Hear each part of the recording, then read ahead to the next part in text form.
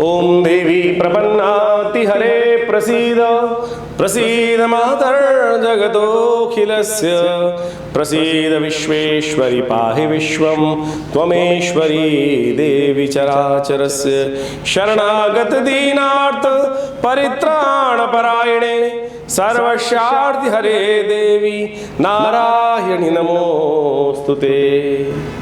धनु राशि वालों के लिए कैसा रहेगा? 6 तारीख का अवसर शनिवार का तिथि है और प्रतिपदा है आषाढ़ के महीने की शुक्ल पक्ष की। गुप्त नवरात्रि का आरंभ होने की सूचना है। शनिवार के दिन गुप्त नवरात्रि आरंभ हो रहे हैं। सूचना दे रहे हैं, बता रहे हैं मुहूर्तों के हिसाब से कि यदि इस दिन अनुष्ठान की आरंभ करेंगे तो वो अवश्य मनोकामना सिद्धि का योग बनाएंगे। शास्त्र में कहा गया कि शनिवार के दिन कोई अनुष्ठान यदि आरंभ करेंगे तो अवश्य वो पूर्णता की तरफ जाएगा, मनोकामना सिद्धि का योग बनाएगा। तो ऐसे में स्थिति का सुंदर उपयोग करें, भगवती का स्तवन करें। जो ग्रह नक्षत्र बृहस्पति वगैरह इत्यादि जो थोड़े कष्ट में चल रहे हैं, दुविधा का वातावरण बना रहे हैं, उसके शुभ प्रभाव के लिए सुंदर तरीके से भगवती दुर्गा की आराधना करें, ये सबसे श्रेष्ठ है। इस गुप्त नवरात्रि के अवसर पर हमने भी विवेकानंद योगाश्रम में इस मुहूर्त का लाभ लेने के लिए सुंदर सहस्त्र चंडी महायज्ञ रखा है। आप भी इसमें सम्मिलित हो सकते हैं। अपने नाम को आरक्षित कराने के लिए, स्थान आरक्षित करने के लिए फ़ोन पर संपर्क साध सकते हैं। 7 तारीख का अवसर रविवार की तिथि है और सुंदर द्वितीया योग है। उस दिन द्वितीया तिथि है और शनिवार के साथ सुंदर योग बन रहा है। और उस दिन तिथि में शुक्र महाराज परिवर्तन की तरफ जा रहे हैं, कर्क राशि में प्रवेश करें बुध के साथ होकर। सुबह 4:30 बजे योग बनाएंगे और साथ साथ मंगल जो है वो कृतिका नक्षत्र में प्रवेश करेंगे। और ये नक्षत्र ग्रहों का जो परिवर्तन जो है थोड़ा सा आपके लिए कुछ परिस्थितियों में कुछ विकटता उत्पन्न करता दिखाई देता है। ऐसे में ध्यान रखिएगा, कुछ उपाय बता रहे हैं। कुछ यदि स्थिति थोड़ी सी विकट बने, परेशानी थोड़ी बढ़े, तो आप जब तक शुक्र यहाँ रहे तो गाय को हरा चारा ज़रूर खिलाइएगा। गाय को हरा चारा खिलाने से शुक्र का नेगेटिव प्रभाव कम होगा और ये आपको पॉजिटिविटी बढ़ाने में हेल्प कर सकता है। इस बात का ध्यान रखते हुए कार्य कर लेना चाहिए। गुप्त नवरात्रि चल रही हैं और यदि भगवती की आराधना में आप रहेंगे तो आपके लिए सुंदर रहेगा। इस वक्त आपकी राशि के अनुसार से समझें तो आपके सुख वाले भावों में राहु की महाराज की विराजमान लगातार रहने वाले हैं।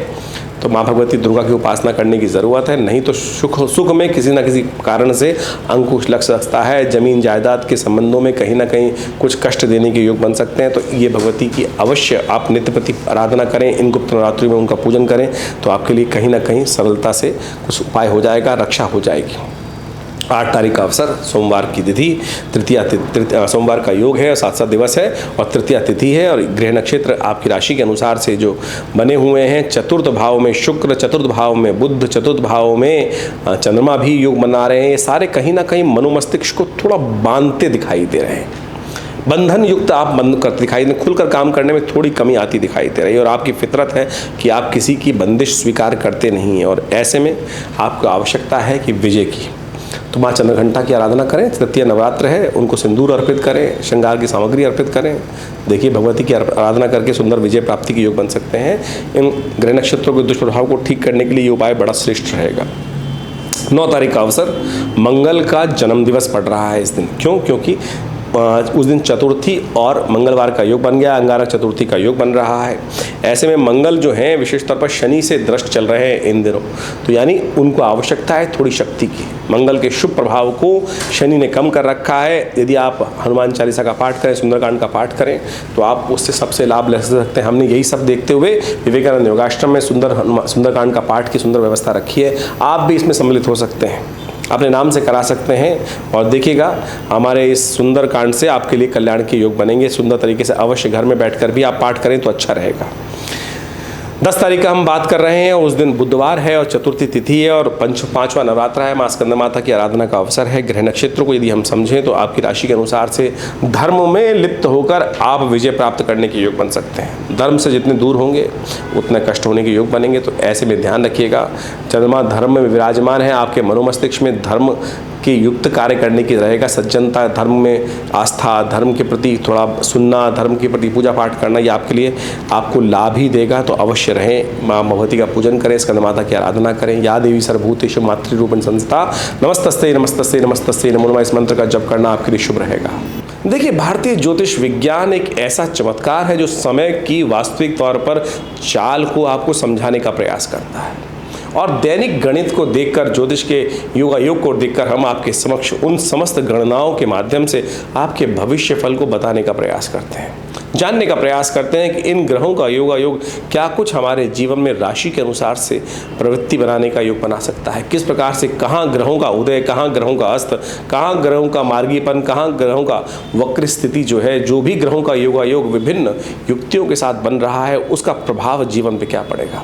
गोचर के दृष्टिकोण से ये परिवर्तन जो होता है वो हर व्यक्ति पे प्रभाव डालता है, लेकिन उसका प्रभाव उस प्रकार से होता है कि जैसा उसकी मूल जन्म पत्री में जन्म के समय जो जलग्न इत्यादि है उसके प्रभाव से उस गोचर के मिश्रित प्रभाव को समझकर उसको हर व्यक्ति के जीवन में उसको समझने का प्रयास करना चाहिए।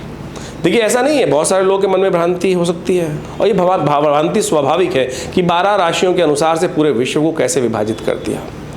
अब ये समझें कि जिस प्रकार से 12 राशियों को एक मूल रूप से, लेकिन हर व्यक्ति उन प्रवृत्ति के रूप से हम समझने का व्यक्ति बना सकते हैं, व्यवस्था बना सकते हैं।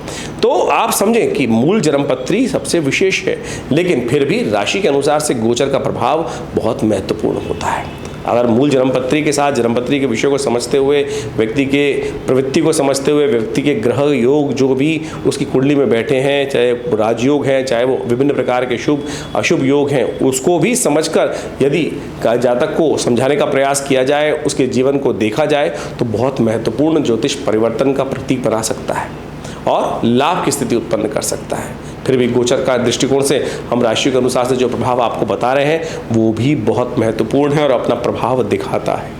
और हमने प्रत्यक्ष रूप से देखा है कि हजारों लोगों को जीवन में इससे लाभ भी होता है। तो आप किसी विचित्र विडंबना में ना फंसें, लोग कहने में ना आए। ज्योतिष प्रत्यक्ष है, लाखों वर्षों से भारतीय संस्कृति और विभिन्न मानव संस्कृति ने इसका लाभ उठाया है। विभिन्न शोध भारतीय संस्कृति का चमत्कार है जो समय को पहचानने में, समय को के अनुसार से व्यक्ति को कार्य करने की तरफ प्रेरित कर सकता है, सही समय का चुनाव कर सकता है।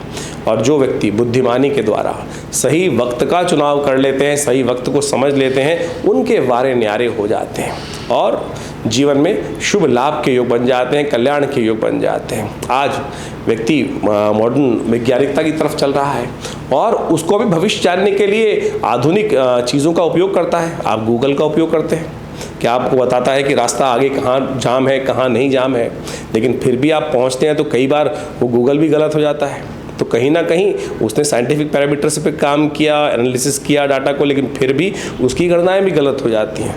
और आप समझें जो भविष्य की दिशा है, क्योंकि भविष्य, ग्रहयोग, वर्तमान सब परिवर्तनशील है। ऐसा कुछ भी नहीं है कि जो स्टैटिक है, सब कुछ परिवर्तन की तरफ जा रहा है, सब कुछ आगे हर पल हर क्षण बदल रहा है। और वो बदलाव इतना तीव्र भी होता है और इतना क्षणिक भी होता है और इतना दीर्घ लंबा भी होता है कि जिसका कई बार परिवर्तन बहुत महत्वपूर्ण सामने आ जाता है और कई बार इतना स्वाभाविक होता है कि व्यक्ति को पता भी नहीं चलता। तो आप समझें ज्योतिष विज्ञान, इसका मुझे एग्जाम्पल देने का, उदाहरण देने का केवल मतलब ये था कि हर चीज़ परिवर्तनशील है।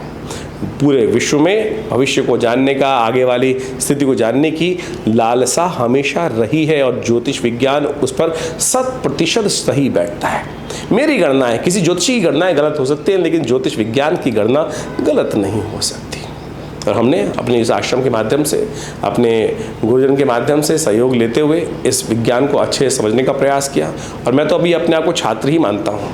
मैं तो अपने सही हर रोज़ कुछ नया सीखने का प्रयास करता हूँ, कुछ बताता हूँ, कुछ अनुभव करता हूँ, और उसमें जब एनालिसिस आता है तो उसमें कुछ अगर त्रुटि रहती है तो उसको नित्य प्रति परिवर्तन की तरफ जाने का प्रयास करता हूँ और समझता हूँ, सीखता हूँ। और ये जब तक प्रवृत्ति व्यक्ति के अंदर नहीं रहेगी तब तक वो उस शास्त्र को नित्य प्रति चेंज की तरफ नहीं ले जाएगा, तब तक उसका विकास संभव नहीं है। ज्योतिष विज्ञान का विकास भी इस प्रकार से हर व्यक्ति के अनुसार से हमें समझने की आवश्यकता पड़ती है। बहुत सारी जन्मपत्रियाँ देखते हैं हर रोज़ और उनके अनुसार से उन सिद्धांतों को देखते हैं, लेकिन चमत्कार है, बिल्कुल है। बहुत सारे लोगों के जीवन में हमने इस परिवर्तन से ज्योतिष विज्ञान के माध्यम से लाभ उठाते देखा है। अरबों लाखों लोगों ने इस विज्ञान का लाभ पता नहीं कितनी सदियों से लिया है। तो आप भी इसके साथ जुड़े, समझें, और आपके जो मन में प्रश्न चल रहे हो आप हमें व्हाट्सएप के माध्यम से भेज सकते हैं। हम प्रयास करेंगे आपके प्रश्नों को समाधान देने का प्रयास करें। लेकिन बहुत सारे लोग हमारे साथ इस कार्यक्रम में जुड़े होते हैं, लाखों लोगों के प्रश्न आते हैं और आप भी देखते होंगे चैनल्स पर लगातार जो कमेंट बॉक्स है उनके एक साथ कमेंट आ रहे होते हैं। तो हमने उसकी व्यवस्था बनाई है कि आप आश्रम पे संपर्क संपर्क साध कर और विवेकानंद योगाश्रम से जुड़ सकते हैं, अपने निजी संपर्क को भी साध सकते हैं और यहाँ होने वाली विभिन्न गतिविधियों के साथ भी जुड़ सकते हैं। हमारे इस आश्रम में हर समय कुछ ना कुछ नई गतिविधि चलती रहती हैं, बहुत सारे व्यवस्थाएं चलती रहती हैं। नित्य प्रति 8 घंटे यज्ञ, माँ भगवती दुर्गा का यज्ञ, विभिन्न ग्रहों का यज्ञ, विभिन्न मंत्रों का यज्ञ, विभिन्न विशेष तौर पर मंत्रों का यज्ञ, जो वैदिक मंत्र हैं, महामृत्युंजय इत्यादि मंत्रों का यज्ञ समय समय पर चलता रहता है और उस सब का निमंत्रण हम आपको देते भी रहते हैं। अभी इसी समय में गुप्त नवरात्रि का सुंदर योग बन रहा है और ये गुप्त नवरात्रियाँ बहुत विशेष हैं, मनोकामना सिद्धि के लिए अद्भुत हैं। और हमारे आश्रम पे तो माँ भगवती दुर्गा का जो चमत्कारिक शिव विग्रह अनादिकाल से सुंदर रूप से चमत्कारिक शिव विग्रह जो यहाँ उपस्थित है वो तो अद्भुत है, चमत्कार से परिपूर्ण है। लाखों लोगों ने उनके दर्शन कर अपनी मनोकामना सिद्ध करी हैं। आप भी उनके सानिध्य में बैठकर इन नवरात्रों के अवसर पर, गुप्त नवरात्रियों के अवसर पर गुप्त मनोकामनाएं पूर्ण करने के लिए चुपचाप उनके सानिध्य प्राप्त करें, उस यज्ञ में भाग लें। देखिएगा परिवर्तन का सुंदर योग बनेगा। यज्ञ में भाग लेने के लिए आप आश्रम की गतिविधि के साथ जुड़ सकते हैं और लाभ ले सकते हैं।